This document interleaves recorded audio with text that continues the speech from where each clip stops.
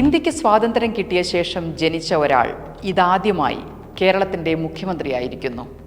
തെരഞ്ഞെടുപ്പിന് മുൻപ് പൊതുരാഷ്ട്രീയ സാഹചര്യത്തെ പരമാവധി ഉപയോഗിച്ച് വോട്ടെടുപ്പിൽ വിജയം നേടാനും റിസൾട്ട് അറിഞ്ഞ ശേഷമുള്ള കലുഷിതമായ ഉൾപാർട്ടി സാഹചര്യത്തെ അസാധാരണമായ രാഷ്ട്രീയ ബുദ്ധി കൊണ്ട് തനിക്കനുകൂലമാക്കാനും കഴിഞ്ഞ വി.ഡി. സതീശൻ മുഖ്യമന്ത്രിയായി വരുമ്പോൾ കേരളം വലിയ പ്രതീക്ഷയിലാണ്.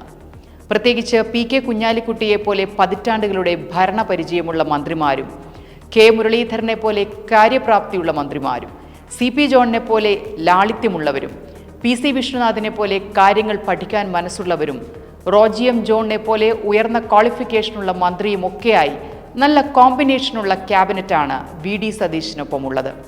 ജനവിധി നൽകിയ വലിയ ഉത്തരവാദിത്വവുമായി പുതിയ മുഖ്യമന്ത്രിയും മന്ത്രിമാരും സെക്രട്ടേറിയറ്റിലേക്ക് നടന്നു കയറുമ്പോൾ അവർക്ക് മുന്നിലുള്ളത് പക്ഷേ പൂമത്തെയല്ല, മറിച്ച് കനൽപ്പാതയാണ്. ശമ്പളവും പെൻഷനും കൊടുക്കാൻ ട്രഷറി നിയന്ത്രണം, കേന്ദ്രവിഹിതത്തിലെ കുറവ്, സ്ഥിരമായി നമ്മൾ കേൾക്കുന്ന സാമ്പത്തിക പരിമിതിയുടെ ഇടയിലാണ് പുതിയ സർക്കാർ ഭരണം തുടങ്ങുന്നത്. ഇതിനിടയിൽ കേരളത്തിൻ്റെ മേൽ പതിഞ്ഞുപോയ ഒരു കറുത്ത മുദ്രയുണ്ട്. ലോട്ടറി വിറ്റും മദ്യം വിറ്റും ജീവിച്ചു പോകുന്ന ഒരു ഉപഭോഗ സംസ്ഥാനമായ കേരളമെന്ന അപഖ്യാതി. മദ്യവും ലോട്ടറിയുമില്ലെങ്കിൽ അടുത്ത മാസം പൂട്ടുന്ന ഒരു പാവപ്പെട്ട സർക്കാർ എന്ന ദുഷ്കീർത്തി. യഥാർത്ഥത്തിൽ മദ്യവും ലോട്ടറിയുമല്ലാതെ വളരാൻ മറ്റ് മാർഗമില്ലാത്ത സംസ്ഥാനമാണോ കേരളം? അതോ നമ്മുടെ മുൻ സർക്കാരുകൾക്ക് കൺമുന്നിലുള്ള മറ്റു വരുമാന സ്രോതസ്സുകൾ കണ്ടെത്താൻ കാഴ്ചയില്ലാതെ പോയതാണോ?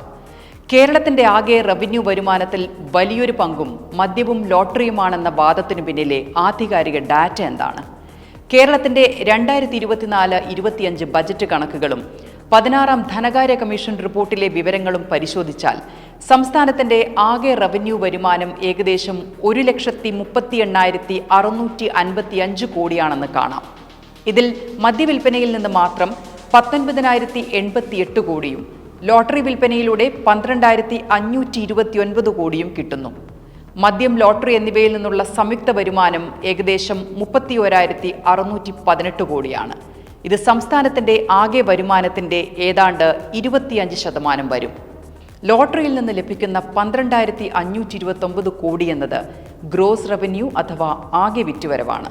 ഇതിൽ 75% സമ്മാനത്തുക, ഏജന്റ് കമ്മീഷൻ, അച്ചടി ചെലവ് എന്നിവയ്ക്കായി തിരികെ പോകുന്നുണ്ട്. സർക്കാരിലേക്ക് എത്തുന്ന യഥാർത്ഥ അറ്റാദായം വളരെ ചെറുതാണ്.